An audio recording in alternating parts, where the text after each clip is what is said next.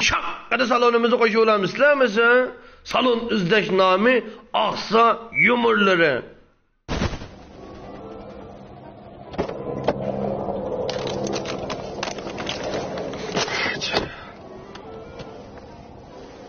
Suyumluk xotin, silik atab aldım 2-6 sopun.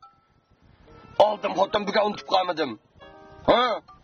Voy aşı sili degan kir chiqarish unimi alaydi yuqori, mazalik, xushpurak, aşı vahvoy markasini aldım xotin. Shundami ash qoldinglar bu vahvoyning kir sopiniga? Ma'ma munjula ash qilmasdinglar. Ha bo'libdi xotin. Sizlarga ashunchalar yarg'an bo'lsa, noch sopinkan boshingdan aldım xotin. Ma'qul. Abartma hazır. Tamak pişti mi? Ha ma'qul xotin ma'qul. Abartma 10 minutgacha ma'qul.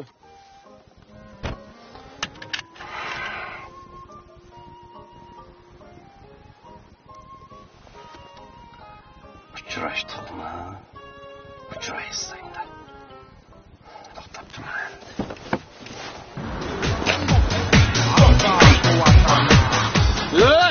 Ha? Uçurup kaldık mı? O yaman yoğan çıktınız ya. Vay burun yaman yoğan çıkınırsınız ya. Yoğan çıksam kanda kattın ha? Şu akı kavşağının daha önce diye bakalım gerekince. Aa,